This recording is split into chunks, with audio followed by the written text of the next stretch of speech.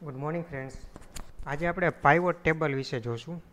Pivot ટેબલનો use ક્યારે કરવો, કઈ રીતે કરવો અને ક્યારે પાઇવોટ ટેબલનો યુઝ આપણે કરી શકીએ.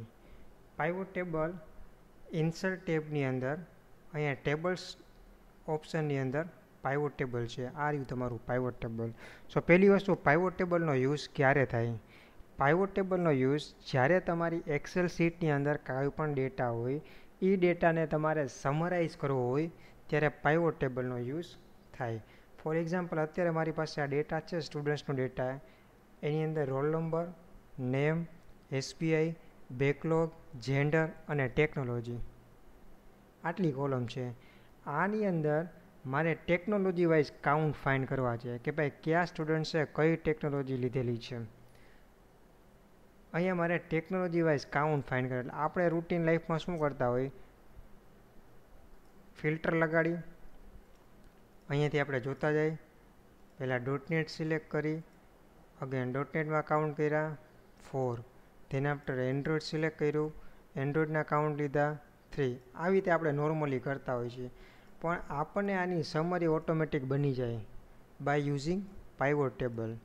પાઇવોટ ટેબલ એ આપણે ઇન્સર્ટમાં ગયો, તેના આફ્ટર પાઇવોટ ટેબલ. જેવું તમે પાઇવોટ ટેબલ પર ક્લિક કરશો એટલે કે આવું ડાયલોગ બોક્સ ઓપન થશે, જેની અંદર સૌથી પહેલું છે select table range. By default આખી આપણી ડેટાની રેન્જ સિલેક્ટ થઈ ગઈ. તમારે આખી રેન્જ ન કરવી હોય, તમારે આટલી જ રેન્જ સિલેક્ટ કરવી, તમે આટલી જ સિલેક્ટ કરી શકો. આપણે અત્યારે આખી રેન્જ મીન્સ બધા ડેટાને મારે પાઇવોટમાં કન્વર્ટ કરવું, એટલે મેં આખી રેન્જ લીધી. તેના આફ્ટર નીચે યુઝ અને એક્સટર્નલ ડેટા રિસોર્સ. મે બી તમારો ડેટા છે આ એક્સેલની અંદર ન હોય, બીજી કોઈ જગ્યાએ હોય કે બીજા કોઈ એક્સટર્નલ સોર્સમાં હોય, એમાંથી તમારે ડેટા ફેચ કરવો હોય તો તમે આ ઓપ્શન યુઝ કરી શકો. તેના આફ્ટર નીચે છે choose where you wants to pivot table report to be place. કઈ જગ્યાએ તમારે પાઇવોટ ટેબલ રિપોર્ટ મૂકવો છે, નવી વર્કશીટમાં મૂકવો છે કે એક્ઝિસ્ટિંગ વર્કશીટમાં. આપણે અત્યારે નવી વર્કશીટમાં મૂકવો છે. તેના after add this data to data model. આની આપણે રિક્વાયર નથી પડતી, પણ જો તમારે ડેટા મોડલમાં આને એડ કરવું હોય આ ડેટાને, તો તમે યુઝ કરી શકો. આપણે અત્યારે એડ નથી કરવું, એટલે મેં શું કર્યું, રેન્જ સિલેક્ટ કરી અને નવી વર્કશીટમાં મારે ડેટ પ્લેસ કરવો છે પાઇવોટ ટેબલ, એટલે ન્યૂ એ વર્કશીટ મેં લીધું. ઓકે આપ્યું એટલે નવી વર્કશીટ ઓપન કરી દીધી. થઈ ગયા શીટ 2. અને અહીંયા પાઇવોટ ટેબલ ફિલ્ડ આવી ગયા બધાય. અને અહીંયા તમારે જેટલા કોલમ તમારા ડેટામાં હતા એ બધા કોલમ આવી ગયા. અહીંયા તમને બોક્સ બનાવી દીધું, પાઇવોટ ટેબલનું ખાલી બોક્સ. હજી આ બોક્સની અંદર કોઈ પણ પ્રકારનો ડેટા નથી, કન્ટેન્ટ નથી. કન્ટેન્ટ કઈ રીતે આવશે, અહીંયાથી તમારે જે કોલમને આ ચારમાંથી જે ઓપ્શનમાં રાખવા હોય એ ઓપ્શનમાં તમે રાખી શકો.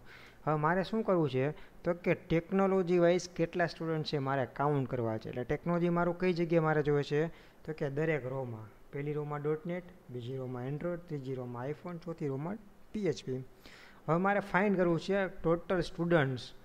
રોલ નંબર લઈ લ્યો, નેમ લઈ લો, કોઈ પણ. એટલે આપણે બને તો લઈ રોલ નંબર. રોલ નંબર લીધું.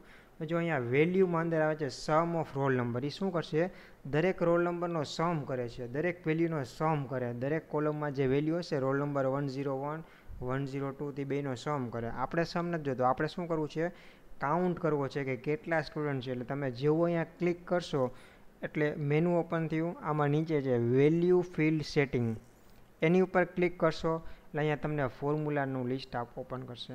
મારે સમ નથી જોતું, મારે શું જોઈએ છે, કાઉન્ટ. સો અહીંયાથી હું કાઉન્ટ લઈ શકું. તમારે કાઉન્ટ લેવું, કાઉન્ટ લ્યો, એવરેજ, મેક્સ, મીન, જે તમારે અહીંયાથી ઓપ્શન, જે ફોર્મ્યુલા સિલેક્ટ કરવું હોય એ ફોર્મ્યુલા. મેં કાઉન્ટ સિલેક્ટ કર્યું, ઓકે આપ્યું, થઈ ગયું ઓટોમેટિક કાઉન્ટ. ડોટનેટમાં 4 સ્ટુડન્ટ્સ છે, એન્ડ્રોઈડમાં 3 સ્ટુડન્ટ્સ, આઈફોનમાં 5, PHPમાં 4, ટોટલ ઇઝ 16. બરાબર. હવે આ પાઇવોટ ટેબલ સિમ્પલ થયો. હવે હું ઓરિજિનલ મારી શીટમાં કાંઈ પણ ચેન્જીસ કરું. સપોઝ હું અત્યારે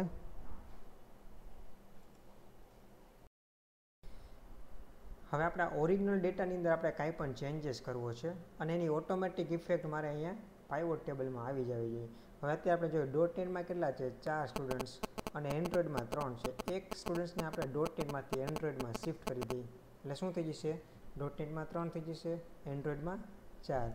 એટલે ડોટનેટની અંદર એક છે પહેલો, એને આપણે એન્ડ્રોઈડ કરી નાખીએ, થઈ ગયું એન્ડ્રોઈડ. બરાબર. એટલે એન્ડ્રોઈડ એક એડ થઈ ગયું, મીન્સ 3 + 1 4. ડોટનેટમાં 4 હતું એની બદલે 3. એવું કરવું પડે. હવે મેં અહીંયા મારી ઓરિજિનલ શીટમાં ચેન્જ કરી નાખ્યો. હવે મારે ઓટોમેટિક એની ઇફેક્ટ અહીંયા પાઇવોટ ટેબલમાં જોવાનું. જેવું રાઇટ ક્લિક કરીશ એટલે ઓપન થશે મેનુ. એમાં રિફ્રેશ બટન છે. જો મેં રિફ્રેશ કર્યું શું થઈ ગયું, .NET 4માંથી 3 થઈ ગયા અને એન્ડ્રોઇડ 3માંથી 4 થઈ ગયા. એટલે જેવું તમે તમારી ઓરિજિનલ શીટની અંદર કાંઈ પણ ચેન્જીસ કરશો અને અહીંયા તમે રાઇટ ક્લિક કરીને રિફ્રેશ બટન પ્રેસ કરશો એટલે ઓટોમેટિક તમારો ડેટા છે એ પાઇવોટ ટેબલની અંદર રિફ્રેશ થઈ જશે. બરાબર. હવે મારે એવું જોવું છે, હવે અત્યારે મારે એવું કરવું છે કે આ દરેક ટેકનોલોજીની અંદર મારે જેન્ડર વાઇઝ કાઉન્ટ જોવે છે. અત્યારે આપણે સિમ્પલી લીધું કે ટેકનોલોજી વાઇઝ કાઉન્ટ. હવે મારે શું જોવે છે, technology wise gender wise count કે ભાઈ .NETની અંદર મેલ કેન્ડિડેટ આટલા છે અને ફિમેલ કેન્ડિડેટ આટલા છે. એન્ડ્રોઇડની અંદર મેલ કેન્ડિડેટ આટલા છે, ફિમેલ કેન્ડિડેટ આટલા છે. આઈફોનની અંદર મેલ કેન્ડિડેટ આટલા છે અને ફિમેલ આટલા છે. એક સેમ PHPની અંદર. એટલે અહીંયા આપણી પાસે જેન્ડર નામનું કોલમ છે. બરાબર. આ જેન્ડર મારે જોવે છે અને મેં કોલમમાં રાખ્યું એટલે જો ઓટોમેટિક આવી ગયું. અહીંયા શું આવ્યું તો કે મારી ટેકનોલોજી ધેન આફ્ટર ફિમેલ. .NETમાં ફિમેલ 3 કેન્ડિડેટ, ટોટલ 3. મેલમાં એકેય નથી એટલે શું થયું, બ્લેન્ક. એન્ડ્રોઇડની અંદર no female candidate, male candidate 4, total 4. આઈફોનની અંદર female candidate 1, male candidate 4, total 5. PHPમાં ફિમેલ 1, મેલ 3 અને ટોટલ 4.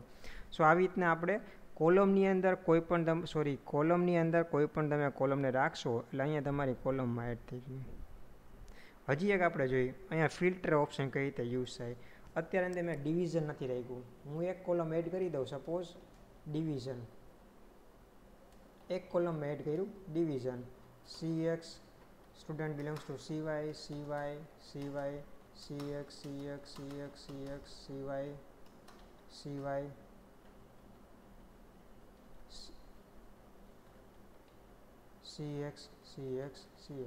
હવે મારે શું કરવું છે તો કે મારે ડિવિઝન વાઇઝ આ જ ડેટા મારે ડિવિઝન વાઇઝ જોવે છે. હું CXનું જોતું હોય ત્યારે મારે CXમાં .NET મેલ ફિમેલ કેટલા છે, CYમાં એન્ડ્રોઇડમાં મેલ ફિમેલ કેન્ડિડેટ કેટલા છે, આઈફોનમાં CXમાં કેટલા છે, સેમ CYમાં.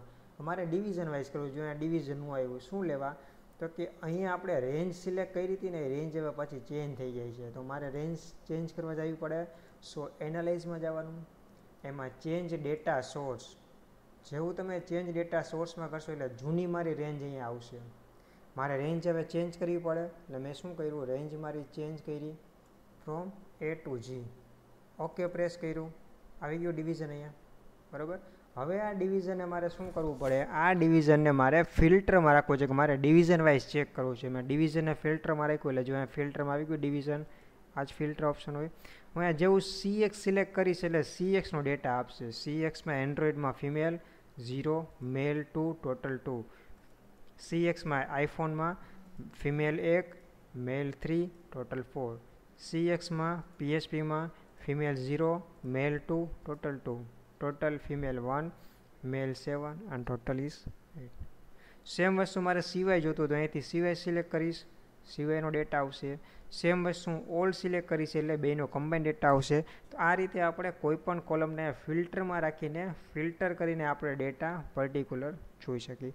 આ રીતે તમારા એક્સેલના ડેટાને તમે સમરાઇઝ કરવા માટે તમે આ પાઇવોટ ટેબલનો યુઝ કરી શકો. બરાબર. Thank you very much.